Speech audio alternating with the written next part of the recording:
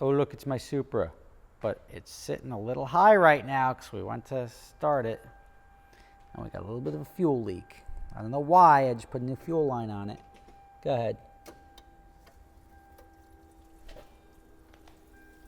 All right, stop. I got it. I got to turn it off. Ooh, that's not good. When I say a fuel leak, we're talking about Old Faithful. It's a braided line that's split. That is that's a problem right there. That's a situation.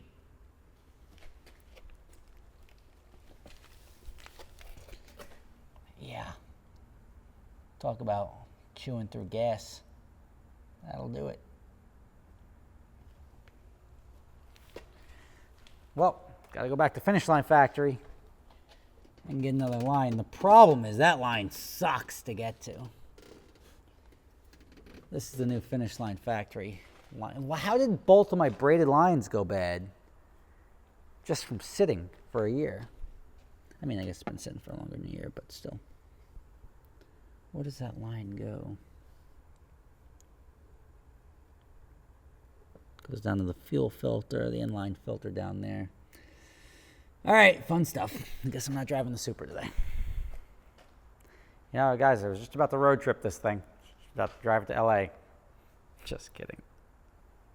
But it's down. All right, well, the Supra's down. That's no fun. But I guess you get multiple projects, you get multiple headaches. But my one headache that's been a headache forever is my ramp truck, and I'm happy to announce that it's pretty much done, right? And done to the point where it looks good. It's a completed project for the most part, and I prove that if you throw enough money at anything, you can get it done. Now, if I were to look back on all this and say, am I proud of this truck? No, it cost me far more money than it's worth, and I'm probably going to keep it forever because of that. But then again, I've got other things that are larger mistakes, like that one. Although, it is what it is. Here's the reveal. You get my new truck, which is now damaged, which sucks, but it's also got 50,000 miles on it. And you got Speed Force 1 tucked over there, looking good. Now, when I say it's almost done, it needs just a little bit of cleanup. Because I didn't do, here's a couple of things I have to do. So I said I was going to put an espresso machine in it. I will still do that. I've got that stuff handy. It's just, it looks hot. I like it. I've got to put the winch on the back. I have to put the new taillight on here. And I have to put the new bumper in the front. So espresso machine, bumper, the injectors, which have been an absolute nightmare on this truck. I've had to replace them almost 3 times. I'm waiting on that warranty to come through from D-Tech because I've got thousands of dollars on my credit card, probably $4 grand in injectors. On top of the 3 different shops I had to pay to swap the injectors and deal with all that, I put a lot of money into that, all because this truck was a rollback. But they were nice enough to spray this. I actually bought a replacement of this because this is metal and it was rotted out. I bought a replacement, but sure enough, that replacement went bad because it was just sitting out in the sun, and then we ended up tossing it because I thought it was only like 70 bucks. I actually spent 220 on that. I'm gonna buy another one. Now that I'm looking at this, I'm not digging this alignment. These tires are great, but I'm probably gonna get a new set of fronts at least because I don't like the way these are wearing. Gotta check the pressures on them.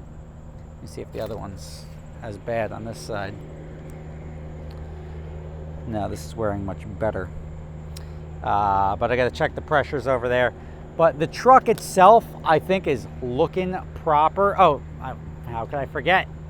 We're missing the seal, and we didn't put the seal on the door because it was the actual seal of the president, and you're not allowed to use the seal of the president. So we're gonna mock up a, I don't know, like a seal of the president, which will be like a seal with like a Trump's hair or something like that. Who knows what'll end up going on there. But not for nothing, you see this thing driving down the road, it looks pretty good. And it's very unique.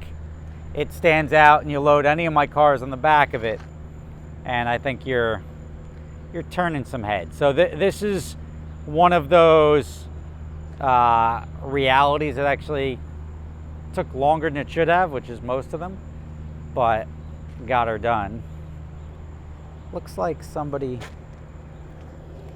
scraped that, but it is what it is. And then the bed, remember I painted the bed for, I don't know, $100. So we'll get that cleaned up. I'll throw a new coat of that every year. But as far as trucks go, I like the way it came out. I think it was a pretty killer job. This was actually done, I made a video saying I was going to do this by July 1st, and it was done by July 4th. It was done by July 4th, but I didn't get around to making this video because I've been busy. My upload schedule has been absolute hogwash lately, and other things came up, and this truck's been wherever it's been down for the injector after that. But it's nice that it's actually done and moving stuff and not smoking anymore. And that is thanks to going through a whole bunch of injectors. Bergen Diesel worked on that in Little Ferry, New Jersey. But I think I've got the coolest truck, transport vehicle on YouTube. I mean, we got, Rob Dom uses a U-Haul. Come on, you're buying CNC machines and you're pulling a U-Haul? You should get something like this, maybe something that's rotary operated that then gets stretched and you can load your rotaries on it.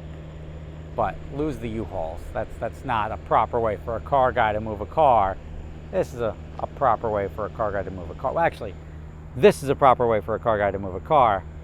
That's a proper long-term YouTube project that's pretty much done. So, in summary, need the seal for the doors, need the new front bumper, need the winch installed, espresso machine installed, a new light on the back, and that thing's done. But I'm pretty proud of myself for that one. I think, like, I saw this vision in my head of like Air Force One in ramp truck form, and I think it came out pretty good. What say you? To me, it's a completed project because it looks the part. And that, on YouTube, that's all you need. And it drives well. So.